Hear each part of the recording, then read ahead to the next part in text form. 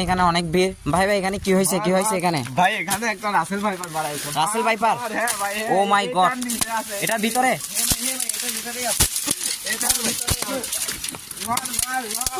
এ দাঁড়ান দাঁড়ান দাঁড়ান ভাই, আমি দেখি দেখি। ভাই ভাই ওই যে দেখা যাচ্ছে, ওই যে রাসেল ভাইপার ভাই। সবাই মারেন মারেন মারেন মারেন